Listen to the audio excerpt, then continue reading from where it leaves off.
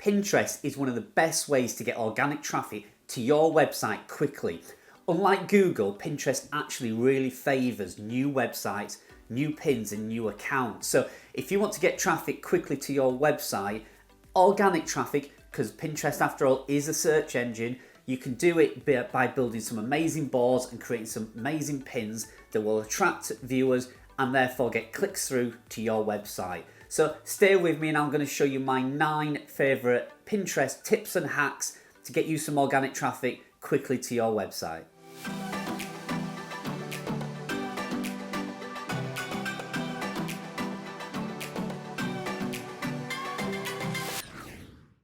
Okay, so here we are with my 9 Pinterest tips. So tip number 1, descriptions. Pinterest allows you 500 characters per pin to fully describe what that pin's about and where you're going to send them. So this needs to be optimized in a good SEO way. Just like you would with any blog, it'll be crawled and it'll be ranked within Pinterest, and the best optimized pins will gain the best rankings. With Pinterest, it's one of the only platforms that still really uses hashtags. Hashtags work really well within Pinterest, and you should be used at the end of your 500 word character description. The average top 5 pin on Pinterest I found had between 300 and 500 characters in their description. So as you can see here, the pin on the right hand side here was the #1 pin for one of the largest searches on Pinterest, which was for apple pie recipes. Now you can see at the bottom there, the description is 353 characters, and they've included some hashtags at the bottom telling people know exactly what this pin is about and what the topic and subject it should be ranked for. So remember to use your full 500 characters, optimize them exactly like you would a blog post, so include your keyword in there, but also remember to include those hashtags. So my tip number 2 is for seasonal and trends. Now, unlike Google, Pinterest is a search engine that loves new pins and new boards. You can jump straight on the back of a trend or a trending product quickly and cash in on it.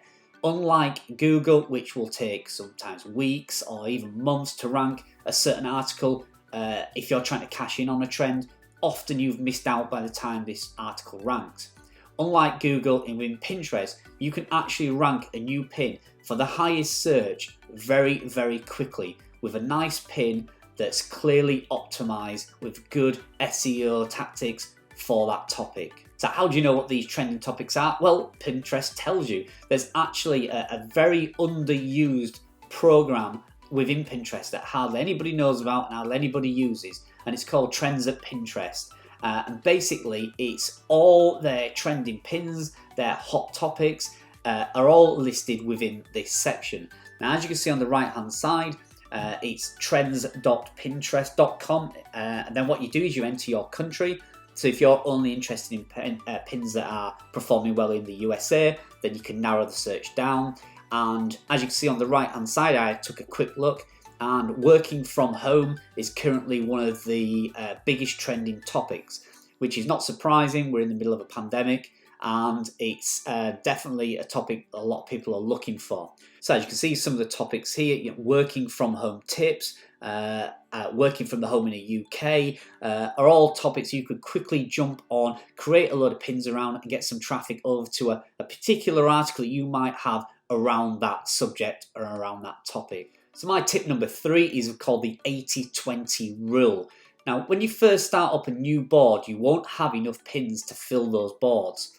You want to have around 20-30 boards on your account to make your board look good if somebody lands on it. But you won't have enough pins to fill those boards. So what I suggest you do is you go through Pinterest and you search for other niches or other relevant pins that are doing really well and pin them to your boards. Basically, this is just filling out your boards. So it doesn't look like a new board, it doesn't look like a new account to anybody who's coming there. Nobody's going to follow a Pinterest account that's got 20 boards on it, but only has 1 or 2 pins per board. They want to flick through and see hundreds and hundreds of ideas around that topic and around that board. So in the beginning, I suggest you pin 80% of other people's pins to your boards and around 20% your own pins. At the time when you start getting more pins on these boards, which will take a few months, You can see from the chart here on the right hand side that month 1 is the 80-20 start off rule, but then as the months progress, you can slowly reverse that until eventually month 6, you're pinning only 20% of the pins to your boards are other people's, and the bulk and majority of the pins that are now being added to your boards are your pins. After 6 months, again, you can even drastically reduce that even more. I'd go to kind of 99% of the pins I'd put on my boards from then on would be my own pins, and just add 1 or 2 really interesting, really nice pins from other people's boards, just to keep filling it out, and so you don't oversaturate your boards with your own pins. Because believe it or not, Pinterest doesn't like your boards to be 100% your own pins. It likes to see that you're socially active within Pinterest and that you're sharing and creating content and other people's pins within your boards. Pinterest doesn't see your boards as a business like you do. It wants to see that you're creating these boards so people can enjoy the pins that you found and enjoy Pinterest. It doesn't actually necessarily want you to click off those pins over to your website. It wants to keep people on Pinterest on them boards. Now, my tip number 4 for Pinterest is board titles. This should be one of your main focus when you start any account. You need to ensure that all your boards are correctly set up with the correct titles and descriptions. Now, if you get this wrong from day 1, no matter what you do, it's very hard to actually get Pinterest to start ranking your pins in the correct search results for the correct keywords, because it doesn't know what your topic's about because you've not got your board title set up correctly. Now, I would even go to the point of suggesting you pay somebody to do this. There's some really good people out there on Upwork and Facebook groups and Fiverr that will set these boards and your account up for you from day 1, and it costs around $100. It's definitely money well spent. Now, if you have your board or your account already set up, don't worry. These Pinterest VAs will go into your account and they will delete boards that are irrelevant. They'll add boards I think you should have, and they will create titles and descriptions for those boards. So you are 100% set, ready, optimized to go to put pins on those boards and ensure that they go to the right places and they're seen by the right people. That will mean you get the right traffic coming over to your website. The last thing you want to do is get people clicking on your pins, not knowing where they're going or not knowing what niche or subject or blog post they're going to land on, and then they bounce off quickly. That will only send bad signals to Google and harm your account overall. You need to make sure that the people pinning these and visiting your site are your right target audience, and you'll get this by making sure your board titles are set up correctly right from day 1. Tip number 5, the 2-second rule. Now, there are millions, if not billions, of pins on Pinterest. So how are you going to get your pin to stand out? Well, there's 2 ways of doing it really. Number 1 is to get your pin optimized so it ranks highly in the search results. Try and get it within the top 3 pins for your keyword or niche. And number 2, make your pin stand out.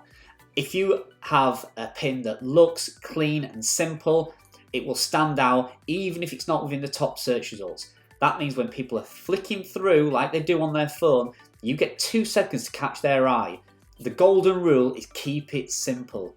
Numbers work really well on a pin, like 7 best cheesecake recipes, and simple titles also work best. Use large bold numbers and colours. It's said that on Pinterest, literally your pin will only be seen for 2 seconds, and that's the time you have to grab their attention. So as you can see on the right, I've pulled out a couple of good and bad examples. The pin on the left hand side, the perfect cheesecake. Now as you can see, such a simple pin, but you know exactly what it is. It's a recipe for the perfect cheesecake, and this is the number 1 ranked pin for a search that gets hundreds of thousands of searches a month. So this pin is going to be driving huge organic traffic over to this person's website from such a simple little pin. Now the one on the right is for the same keyword. Look at the image. The cheesecake doesn't look amazing, let's be honest. And the writing is all black and it's blurred, it blends into the background. It's just not a good looking pin. If you were scrolling on your phone and saw that for 2 seconds, you wouldn't want to click on that and see what that recipe is all about. Whereas the one on the left, you know exactly, if you're looking for the perfect cheesecake recipe, you're clicking on that pin. Okay, so my top tip number 6 is your brand board first. Your Pinterest account should always be set up with a main board at position 1 within your account. So you may have many boards that are set up, but your main board should always be the first one Pinterest sees when it comes to crawl your site. You can have hundreds of boards. The average account has around between 10 and 100 boards. And in fact, I wouldn't even recommend setting up an account without less than 10 boards. But it's like niching down on a website. Your main board sets the theme and the tone, and then your niche websites are your secondary boards that are narrowing down your topic. So the example on the right hand side, you can see here, this main board, this one Pinterest account, she had around 75 boards on there, but the first one you can see is entitled Food. It literally tells Pinterest, my website, my boards, my brand is all around food. The subsequent then boards, as you can see here, plain chicken recipes, tailgating recipes, plain chicken recipe videos, they're then narrowed down. So these are all the pins and the articles she'll have on things like chicken recipes and stews and soups, and those will be pinned and put in those secondary boards.